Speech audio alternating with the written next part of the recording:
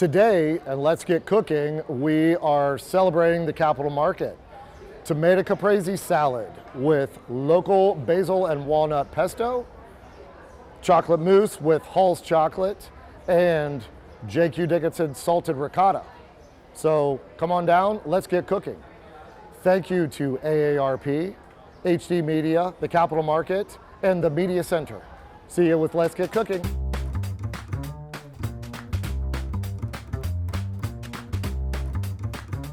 So today we're going to do a tomato caprese salad with fresh heirloom tomatoes. I got the smallest tomato that I could find. So when you're looking for tomatoes, you want to look at the heirloom tomatoes. Before we started kind of messing with them, you know, they're not perfect. They're not perfect in size. They're not perfectly round. They're not exactly the same shape and size. These are true heirloom tomatoes. The gnarlier, the better. It's going to taste better. There's a lot more flesh to the seed ratio. Same with the color, it's more vibrant. It just is, you can taste the difference. And also, you know, the reason why we change the menu in all of our restaurants on a seasonal basis is because you don't want to have tomatoes on your menu in the middle of December. They not only don't taste good, but they're more expensive. I don't even like to have a tomato on my burger, but we kind of compromise on that. But now we've got a tomato caprese on the menu at 10:10. So another feather in our cap as West Virginians is J.Q. Dickinson salt. So I talk about it all the time. So we're going to talk about what we talk about a lot in our kitchens is byproducts. So how do we utilize, or how do we not throw away, or how are we as sustainable as possible? So the nagari, the J.Q. Dickinson nagari is a byproduct of the salt making process. So this is a liquid that comes off of the salt making. It is full of minerals. It is a natural coagulant. So in Asia, they use nagari to make tofu. So same with a lot of artisanal tofu makers around. We don't really have a ton around the state, but you know, around Appalachia. I use it in the restaurant quite a bit to make cheese, whether it's ricotta or farmhouse cheese or whatever it might be. This will, it separates the curds from the whey. So we use the whey that comes off for our risottos, for brines. We make sure we do not throw anything away. They also have gotten even more creative, and they sell this in tiny pouches for a hangover helper. Not that any of us have ever had a hangover or been overserved at any of our restaurants, beautiful restaurants in town. I will advise, don't drink it straight. It is disgusting. Super bitter, super salty, but it is full of all the things that you want when you are hungover. And if, not that I've ever been hungover before. I mean, I have been in the restaurant business for 30 years. So what this will do is it will, what we're gonna do first, we're gonna add milk. So it's fairly easy to make this ricotta. So we're gonna add a half a gallon of milk. You can buy local milk. They were out at the Purple Onion. So I'm gonna add fresh. I'm gonna turn this heat up. You wanna get the heat right before boiling, about 190 degrees. So you'll see some wisps of smoke come up. You might see a bubble or two. Pay attention. A watch pot never boils, but a not watched pot with cream in it always boils over. Every single time. I guarantee you, everybody with a white coat back here at Chef will literally, I'll be watching it for 15 minutes. The minute I turn away, it's all over the place, and you know, I smell it before I see it. So we're gonna let that go. Really, it's about a teaspoon to a tablespoon of the nagari. We're gonna jazz it up a little bit. We're gonna use some ranch salt. So it's also from J.Q. Dickinson. If you look at the difference. So I've got two different finishing salts from JQD. So if you look at the difference in the grains, so a finishing salt is going to be a little larger. The cooking salt's going to be a little smaller. That way it absorbs better. This is literally just to finish. It's kind of like the Villa de Trapano olive oil. Nicer olive oils are to finish. The other olive oils are to cook with. So we're actually going to make a basil walnut pesto, and we're going to use the Villa de Trapano olive oil because of the flavor profile of it. I love it. We use it exclusively in the restaurants for our finishing our caprese salads. A couple of other good questions that I always get about the capreses: what else can you do with it? What else can you add to it? Well, right now, Romney peaches. You could add peaches to this. You could add plums to it. Different cheeses. You know, classically it is fresh mozzarella with tomatoes. A little bit of balsamic glaze, which we've got, which you can get also at the Purple Onion. I can reduce vinegar, add sugar, and thicken it up with cornstarch. Just buy it. It's not going to be any better. And if that boils over on your stove, then you've got a real mess, because it is, as I don't have gas in my house, so I have one of those black glass stoves. The very first time, I use it, I boiled over both of these items, and that was 2 years ago, and they're still there. So we're going to do, while this is heating up, I'm going to let it go slowly. I'm also going to go ahead and we're going to make chocolate mousse. Yes, because why not make chocolate mousse on one of the hottest days of the year? That makes a lot of sense. It's perfect. I like punishment. I'm in the restaurant business. So I'm going to add, so when you make ganache, it is a ratio of heavy whipping cream to chocolate. What this ratio will be is 1-to-1.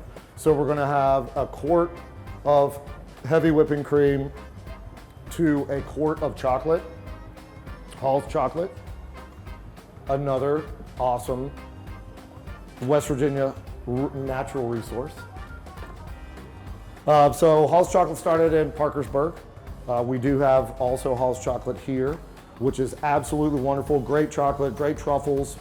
So you asked, different things that we can do with ganache, speaking of truffles. So a 2-to-1 or 3-to-1 ratio of chocolate to cream would be rollable. So something that you would flavor, you can put Chambord, you can put, different kinds of flavoring in the heavy cream, steep whatever you want in there. Sometimes people will do loose leaf teas, curries, whatever it is that you think could go with chocolate. Cayenne peppers would go really well with it. Kind of a Mexican chocolate, if you will. Spicy smoked paprika, and then strain it out so you get that nice velvety mouthfeel. So we're going to do just a 1-to-1. The other things that you could do is like coating chocolate. That would be more of a little bit more of the 1-to-1 ratio, and then you would add a little bit of glucose or corn syrup, and that gives it a little bit more sheen. So that would cover like a soccer torch or something like that. So chocolate, is probably one of the oldest ingredients that we have around. So we're going to go ahead and I'm going to turn this up just a little bit to get this going. When you add the nigari to it, you want to use a slotted spoon. That way the milk can travel through the slots and also help it to curd. So I'm just going to leave that in there. Get ready to rock with this. So it's basically an equal part. So a half gallon to either a teaspoon or a tablespoon. I'll add a teaspoon first. I'll see it should instantly curdle on us. So after that, I'll add the salt. And if you don't want it to be salty, you don't have to add salt. You could add, again, we're going to add the ramp salt. You could add the smoked salt. You could add their margarita salt. All kinds of different things to it, depending on what you want your cheese to taste like. I may as well be a little bit more efficient here. So while we are talking, watch this. I'm gonna go ahead and slice, see inside this tomato, you know, it's got so much flesh. It is absolutely wonderful. So I'm just gonna cut it into quarters, take the core out. And again, this is about the waste that you want to see in your kitchen.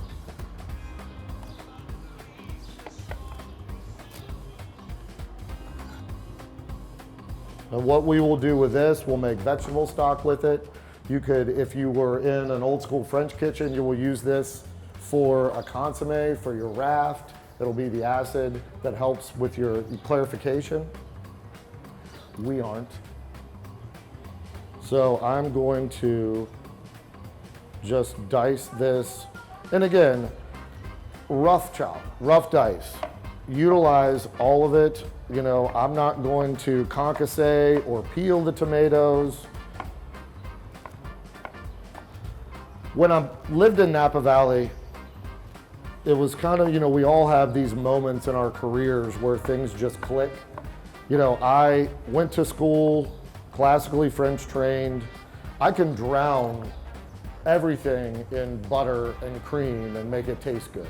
But when I got to Napa and I saw all of everything that was at my fingertips, you know, literally I walk out to get the mail and there's grapes obviously right there. There's also bay leaves on the bay tree, there's kumquats, there's berries.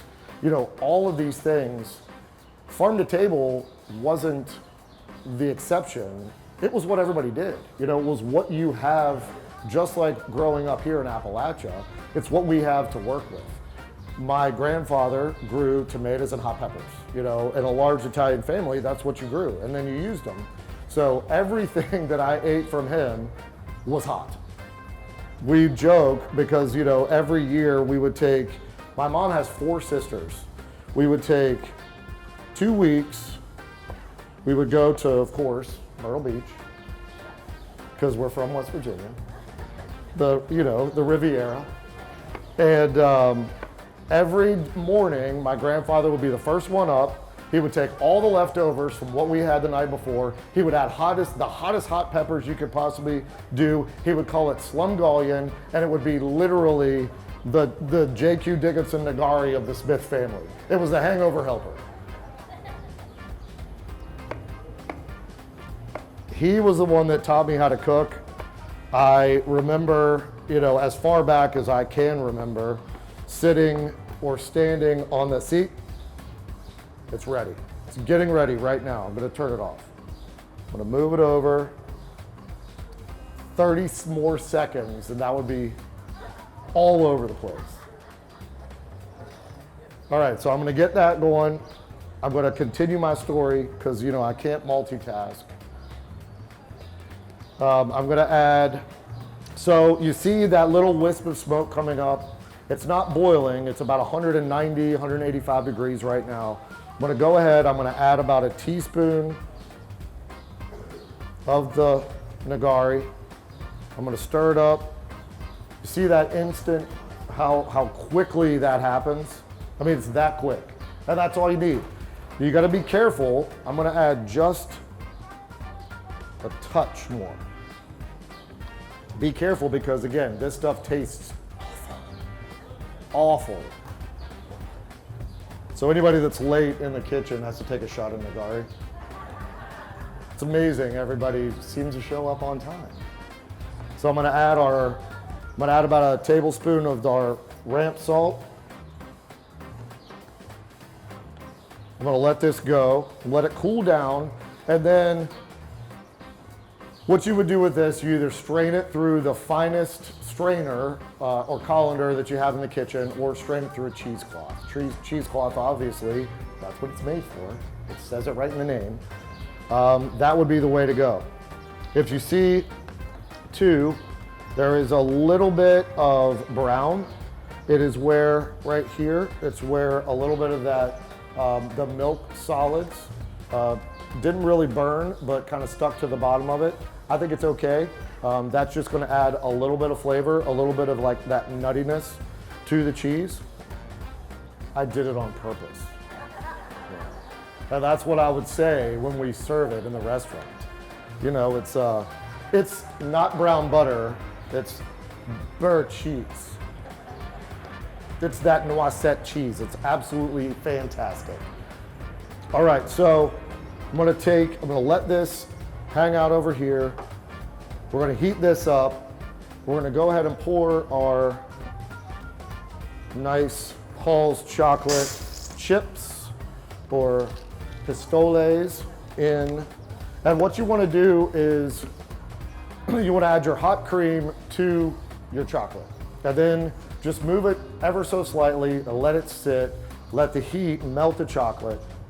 And then either with a spoon or with a whisk, gently whisk it together. You don't want air bubbles to collect in it. With what we're doing, it's totally cool, but if you were doing it to where you needed it to be that sheen, or if you're coating a soccer torte or truffles or something with it, you would definitely want it to not have those bubbles in it. We're gonna be a little, because we're having a good time, and I'm not in a French kitchen anymore, and the chef isn't yelling at me like the bear, we're gonna do what we want. So I've got our whisk. I'm gonna go ahead and I had my sous chef dice up all the tomatoes. So we've got 3 or 4 different size tomatoes. We've got our yellow heirloom. I'm gonna also add a little bit of salt. Now, the philosophy that we have in our restaurants is just let the food be the food. Add a little bit of salt, a little bit of pepper, buy the most local and the most in-season ingredients that you can, buy the highest end proteins that you can, as local as possible, or at least from a local place, support local business, and put salt and pepper, and just let the food be the food. We'll turn up the heat just a smidge on this too. You know, and if you noticed, the order that I'm doing things as well is for a reason. We need the cheese, the curls to calm down a little bit. You don't want hot cheese on your tomatoes. I mean, I guess you could, that'd be cool. See, this is starting. You can kind of see a little bit of the wisp. You can almost see where it's bubbling just a tad bit. This one you want to go a little bit further to where you see a couple of bubbles. That way you know it's going to be hot enough to melt your chocolate, because that's the worst, is when you're in a hurry, you don't get this hot enough, and then you've got to take this, put it in the heat lamp. You could also put this over a double boiler, so you could put it directly over boiling water. You could melt, and that's how you melt chocolate. This is going to be melting it with the cream. If you just had chocolate, if you're using just chocolate in any kind of recipe and you need melted chocolate, you always do it over boiling water. It's a gentle heat. You know how hot it's going to be.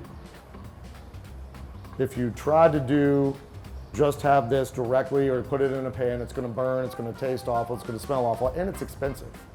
So I'm just going to stir this 1 or 2 times. I'm going to set this aside and just let the heat take over.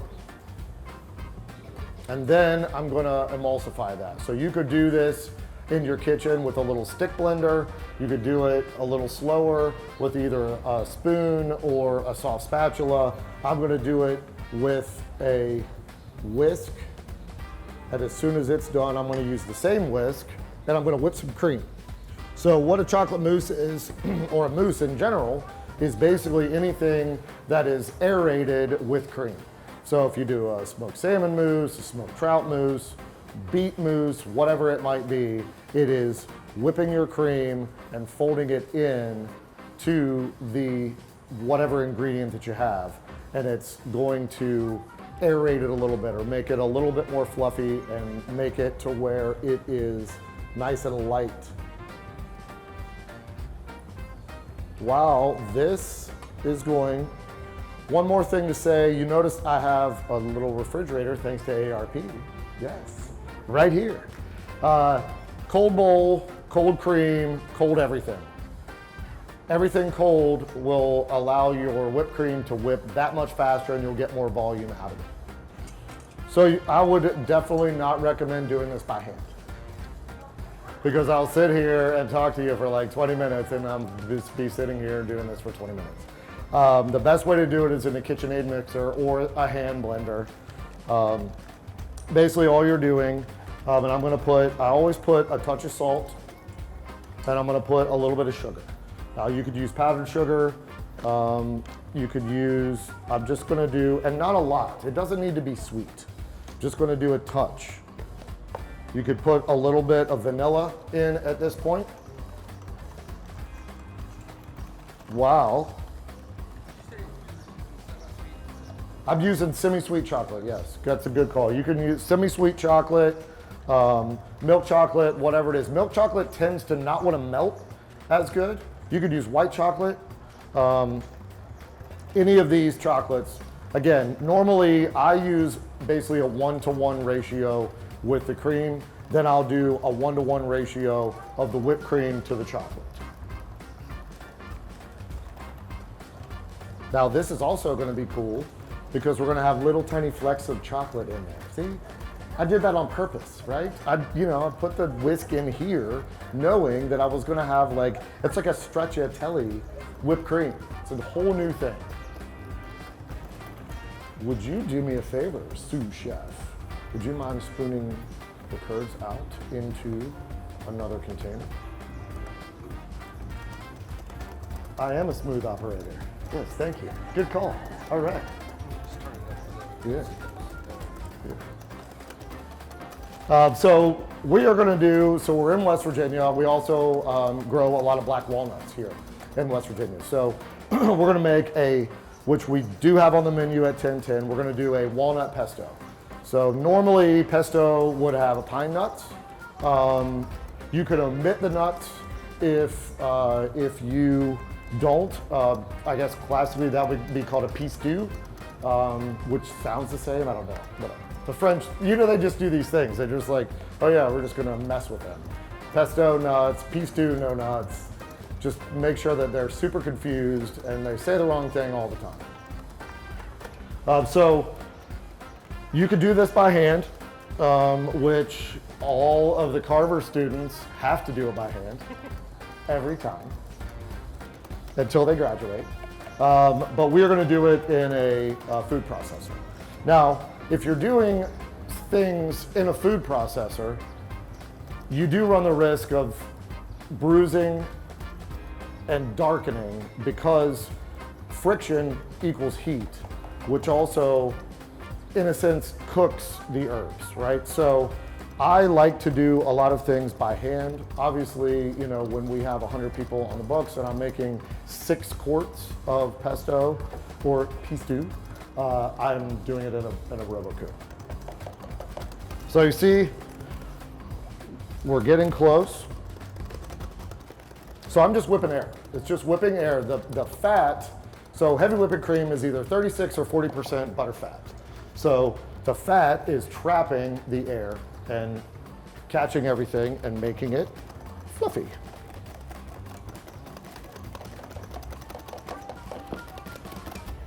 So when you come and bring your whisk up, what you'll see in recipes, it'll say stiff peak, soft peak, whatever it is. This is not quite peak, so we want it to be a soft peak because we are going to be whipping it more air into the mousse.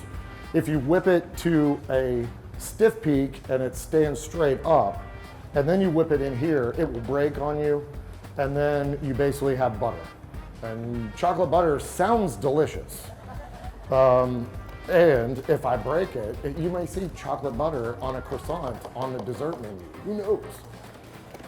But today, hopefully, so now we are at kind of a almost soft peak where it's kind of sticking up, but it's not standing straight up. So that's good there. And get this off.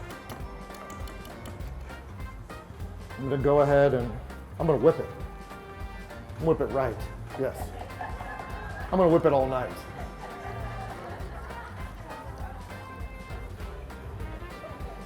You see, I mean, this guy's the best.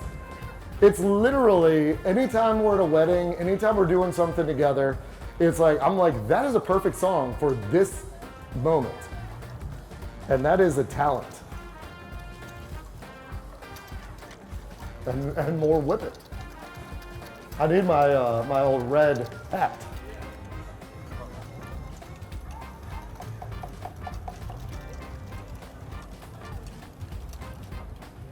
Okay, so I'm gonna let this cool.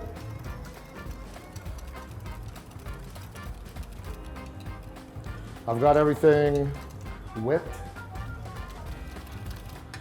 We'll let this cool down so I worked up a sweat. I whipped it up. Whipped it good. Okay, now I'm gonna whip some more. All right, so we're gonna do pesto.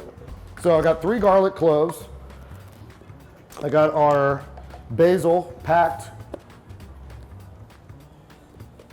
So no stems. I'm gonna add a little bit of parsley to it. Just kind of bulk it up just a smidge. Try to use Italian flat leaf parsley whenever possible. We're not in the 1970s in a steakhouse. I don't necessarily need that little sprig of parsley on my plate or like a little wedge of tomato. So curly parsley really serves no purpose. You know, back in the day they said, oh, well, this is a palate cleanser, which is why it's on your plate. That was total BS. It's not a palate cleanser. It basically takes up space. Now, I did use this in here, the curly. Italian flat leaf has so much more flavor. It actually tastes like parsley. This one just kind of is green. Add a little bit of salt, a little bit of cracked black pepper. I'm gonna add our black walnuts. I'm gonna add a little bit of Parmesan cheese. I'm gonna put this on and I'm just gonna pulse this.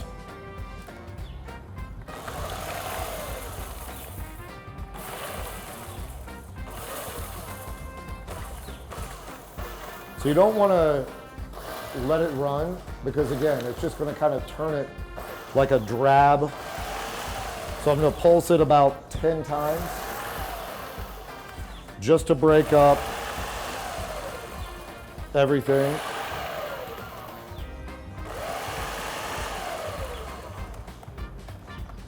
And then, ooh, this has a very small hole. I'm gonna add in our lemon zest. I use a lemon zest quite a bit. So lemon zest, a lot of the flavor from a lemon is in the zest. So that's where all the oil is. If you scratch a lemon and smell it, it is like one of the best smelling, any citrus, lemon, lime, oranges, whatever. So I'm also gonna use a little bit of lemon juice. And what that's gonna do is it's just gonna kind of brighten everything up. Just like Evan does to our day. He brightens it up.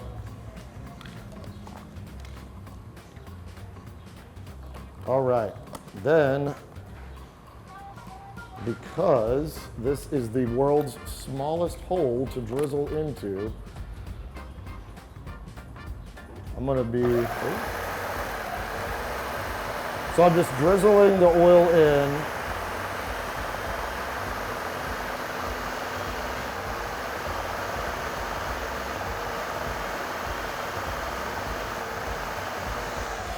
And I'm basically making a sauce. So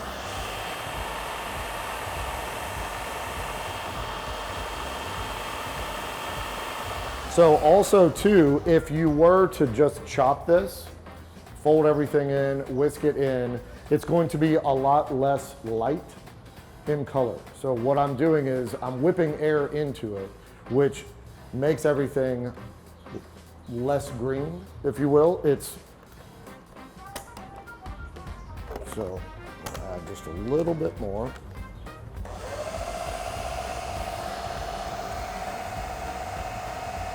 So I got the nuts, salt, basil, parsley, lemon zest, garlic. I use raw garlic in it. You could use roasted garlic if you want to. I kind of like the bite that the raw garlic gives it, kind of that heat a little bit of spice. It also helps to it's almost kind of cleanses itself a little bit. So we've got our pesto.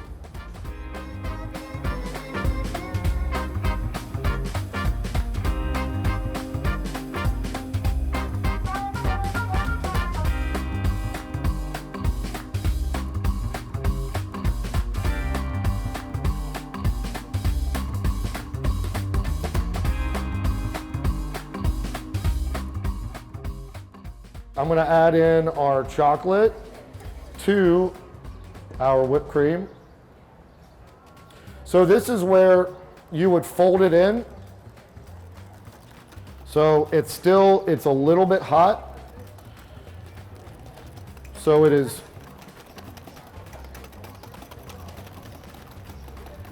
is kind of taken the mousse out because it went in a little warm. So I'm going to try to let it cool, then I'm going to whip it a little bit more. It might be pourable instead of pipeable.